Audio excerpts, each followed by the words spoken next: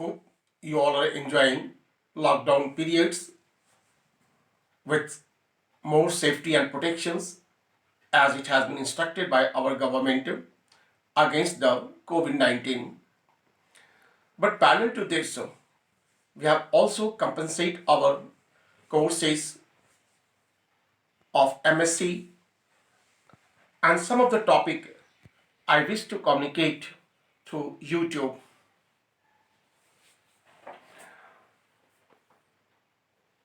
The today's topic is site-directed mutagenesis. We are very much aware about the three terms mutation, mutagen, and mutagenesis. Mutation, it is a general term which is related to change in either the chromosomes or change in the gene. Then it is chromosomal mutations and gene mutation. Here I have considered gene mutation. Mutagens are the agent which induces the mutations. They may be chemical mutagens, physical mutagens, or biological mutagens. And mutagenesis is the process. By definition, it is a molecular process to change the DNA profile of a clone gene that alters the specific nucleotide in the gene forming DNA sequences and thereby changes the amino acids of the protein. It follows the rule of central dogma of molecular biology in the sense that any protein product is the translational product of the messenger RNA and messenger RNA is formed by the DNA. Here I have considered one template 5' to 3' strand of the DNA because this template sequences is similar to the mRNA sequences except mRNA has U in place of the T. The sequence is 5' ACT GCATT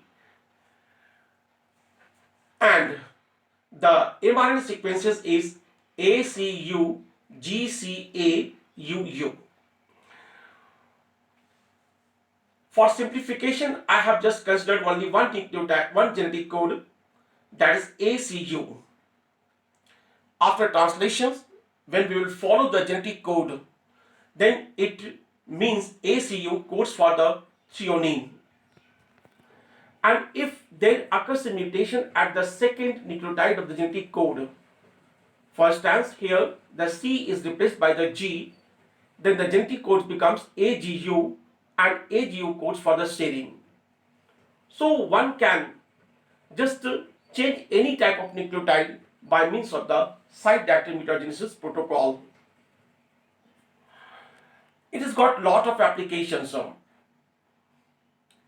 It is very much used in the protein engineering because when the expressed protein is isolated from the host cells, then it loses many of its properties under the influence of in vitro environmental condition, and such proteins can therefore cannot be considered for the certain medical or pharmaceuticals or any other importance.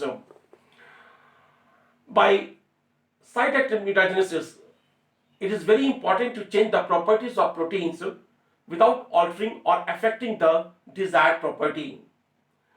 And RDT, that is recombinant DNA technology, allows both cloning as well as expression of these mutated gene by utilizing the cloning vector and the expressing vector. Hence, SDM, site-directed mutagenesis, can be used for the purpose one needs. There are many proteins. I have listed some of the proteins here. For example, the T4 lysozyme. It is the enzymes which lyse the host cells. But when this enzyme is isolated for our certain experiment purpose, then it loses the thermal stability. So it cannot be used as an antibacterial agent in vitro conditions. Similarly, interferon after isolation forms dimer and oligomer due to formation of disulfide bonds between its constituent monomers. When its cDNA is allowed to express, such dimeric protein is non-functional to be used as an antiviral agents in the humans. So by protein injuring, we just avoid the formation of the dimeric proteins, and here the cysteine is replaced by the another amino acids according to our needs. HTM can also alter the specific amino acid by changing the nucleotide within the DNA sequences of T4 lysozymes, which may increase its thermal stability. Similarly, it can also prevent the dimer or the oligomer formation in the interferon. Another protein is tyrosyl tRNA synthetase. It is the enzyme which is used to transfer the amino acids on the tRNA. Another protein is subtyrosine. It is a protease enzyme which used as biodegradable clearing agent in the laundry. Then another protein is tissue plasminogen activator TPA. During operation, this is used as a medicine to dissolve the blood clots. And all this protein can be changed at the specific site as per requirement. So let's have some look on the contributors who have contributed lot of information regarding the site active mutagenesis. And the first credit goes to 1981, the Gary Ruckvam and Frederick M. Osbel, who developed a genetic method for site active mutagenesis in prokaryotes. In 1987, another two scientists who got the Nobel Prizes, they are Mario Rento Capecchi and Oliver Smithers. They have also explained or discovered the site active mutagenesis of the mouse genome. How these methods or how these procedures can be performed in the lab. So, in the lab, the protein engineering or the site active mutagenesis can be applied to alter the proteins characters. If we consider any proteins, the proteins sequences that determine the properties. Some of the sequences of the proteins, they are responsible for the transportations or during the translation, after the translation into the different target sites, and some of them are responsible for the thermal stability, some of them are responsible for the pH tolerance, some of them are responsible for the binding to the different enzymes, or it can act as a ligand also. So we can very much clearly change the different properties.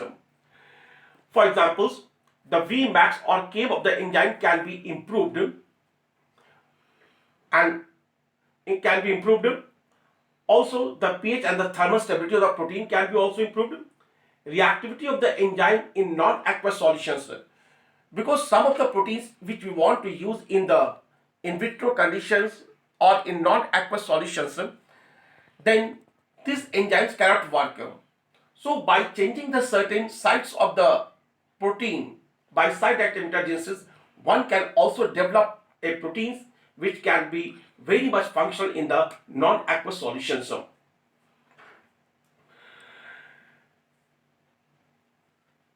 Some of the protein are resistant to the cellular protease. So such proteins can be also developed. Even the allosteric sites modification can be also performed by site active mutagenesis. So before performing the site active mutagenesis, one should be very ensured that what is the structure of the protein. So this can be deduced by the using crystallographic technique, and nowadays the bioinformatics or by computational analysis, one can just be sure that what the sites can be considered for the site active mutagenesis. So here are some of the methods: SDM with M13 DNA, site active mutagenesis with plasmid DNA, PCR amplified site active mutagenesis, random mutagenesis with degenerate oligonucleotide primer, random mutagenesis with nucleotide analog. One by one, I am dealing with this method or protocol. So let's have look on the ODM or oligonucleotide that mutagenesis with M13 DNA. Don't confuse with the SDM or ODM. SDM that refers to the site directed mutagenesis and ODM oligonucleotide directed mutagenesis, because we are changing only the some sequences of the DNA. M13 is a single stranded bacteriophage. And if you consider this phase, then this phase has got the single stranded DNA, and during replications it undergoes three different stages. In the one stages, the single stranded DNA, which is the plus strand, by means of the RNA polymerase and the DNA polymerase 3, it forms the another strand, that the minus strand, and becomes the double stranded circular DNA, and that is called the replicative form. This replicative form of the DNA, then by means of the rolling cycle method, it displaces the positive strand and another new positive strands are synthesized. So after this, two types of the DNA will form. One, the single stranded plus DNA, and another one, the replicative form. And this cycle goes on, continuing. In the third phase, the replicative form, while displacing the single stranded DNA, the minus strand, they synthesize, or they are responsible for the production of the different types of the viral proteins. So some of the viral proteins, they get associated with the displaced RNA to form the viral genome. In this way, this M13, they tends to replicate inside the host cells. So in the oligonucleotide mutagenesis with M13 DNA, the cloned DNA of a gene is inserted by the usual method in the M13. First, M13 DNA gets integrated with the cloned DNA, the DNA which we want to change. For this, a primer is required, and this primer is mutated primer. That is, it has got one site different from the complementary sequences of the M13 DNA.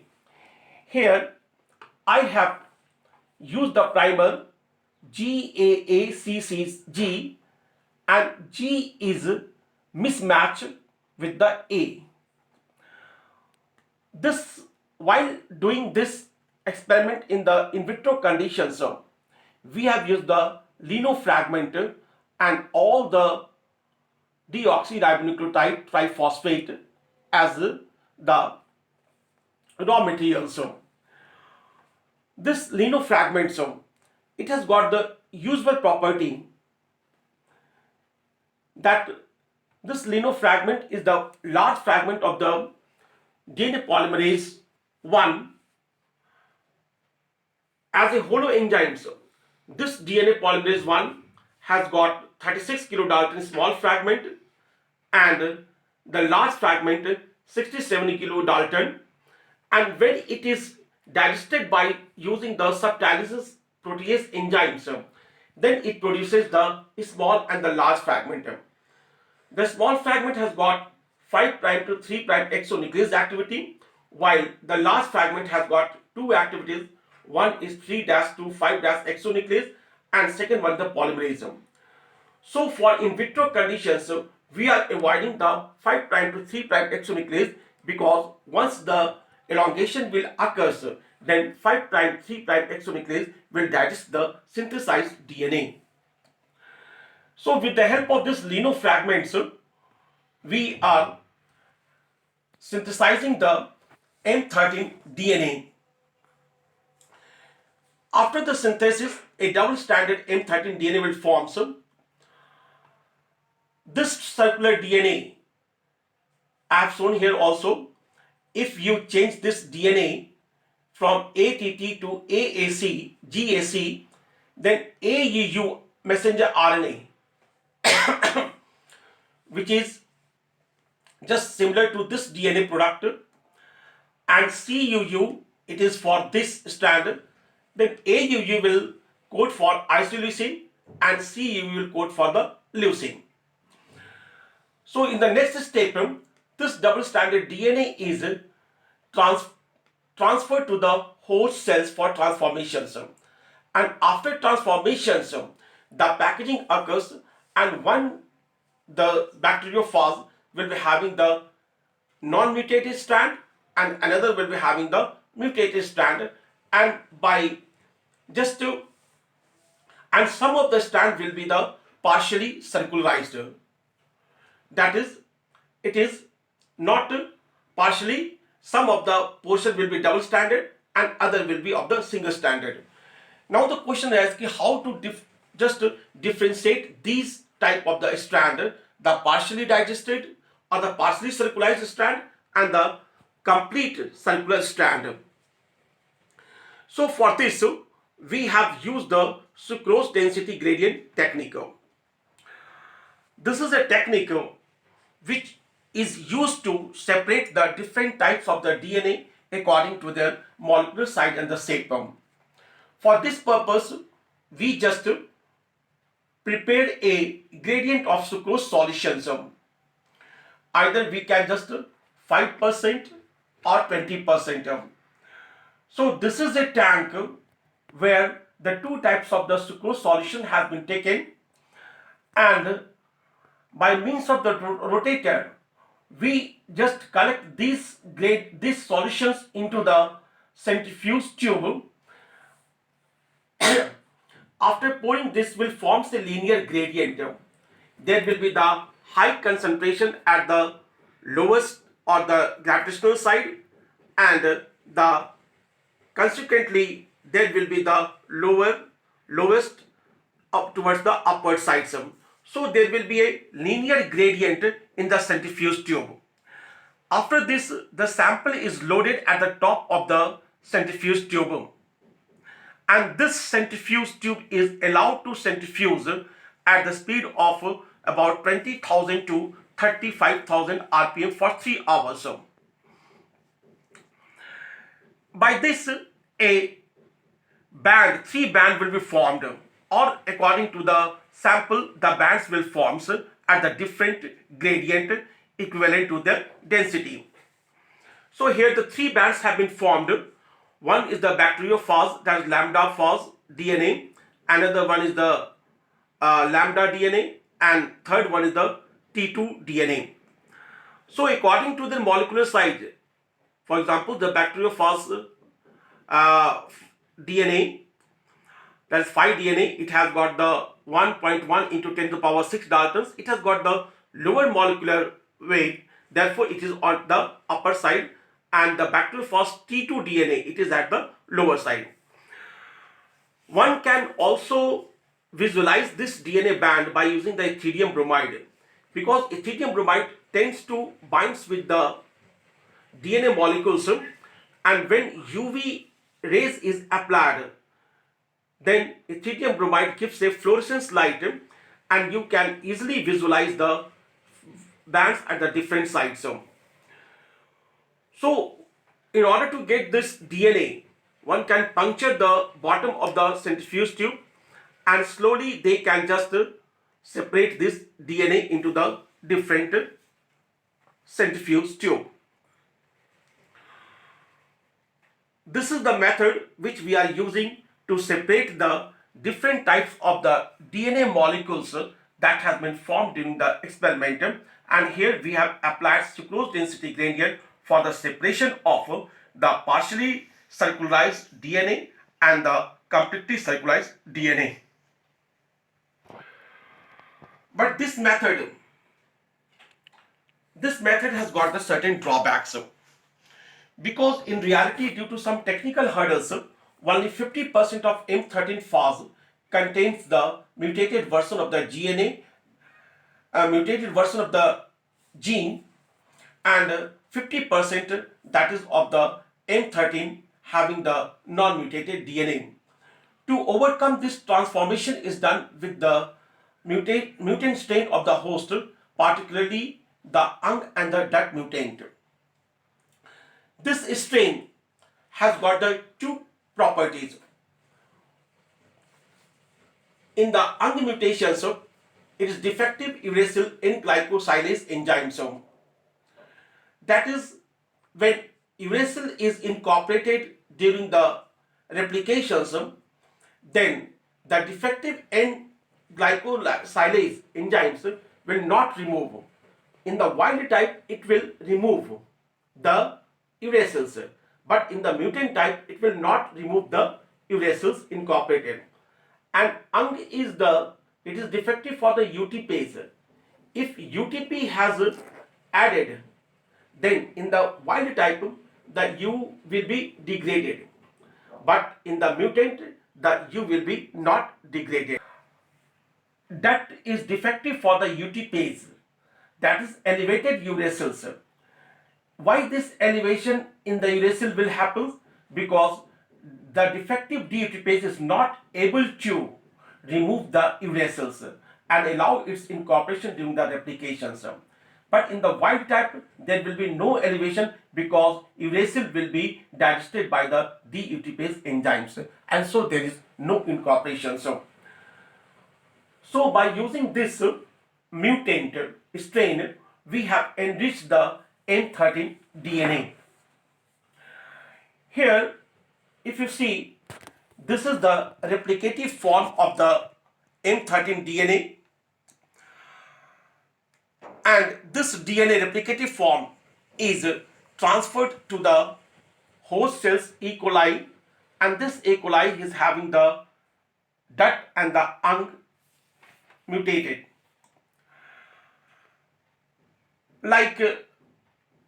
And when this replication is going on inside the host cells, then there happens that one of the strand will having the uracil incorporated because it is UNG mutant.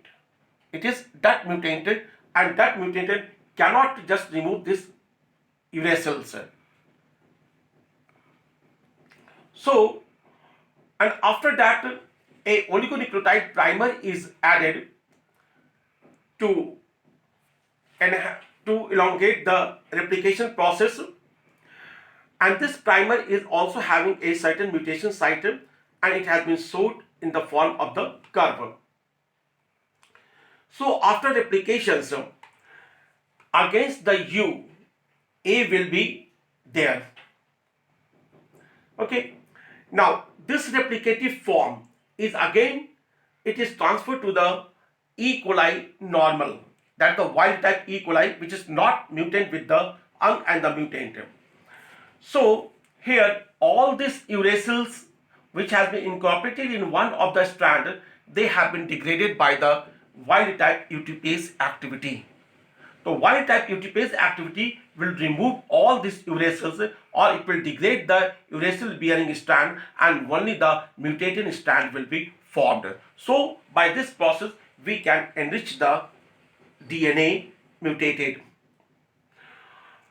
But again, it has also drawbacks because it is time consuming steps and various types of subcloning is required. One, we are using the mutant strain, another one we are using the wild strains, then we are performing the sucrose density gradient. So it is all the time bearing process. So we have to switch over the another technique. So to overcome these drawbacks, another method has been adopted, and this is done by using the plasmid DNA. So the method is oligonucleotide directed mutagenesis by using plasmid DNA.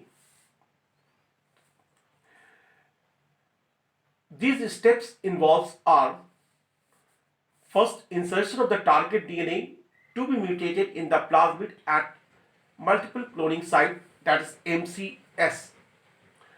And here the plasmid that has been taken is the P alter, which contains the two antibiotic gene as the selective marker genes. So this is the plasmid. It has been designed which has got the multiple cloning sites for the insertion of the DNA, and the TECT-R and the ampicillin as the selective markers. After that, a recombinant plasmid is made single-stranded by denaturing with the alkali treatment. Once the DNA is integrated into this plasmid, then this plasmid is made single-stranded by denaturing with the alkali treatment. And you know that there are many methods to denature the DNA. You can also increase the temperatures to break the hydrogen bond between the complementary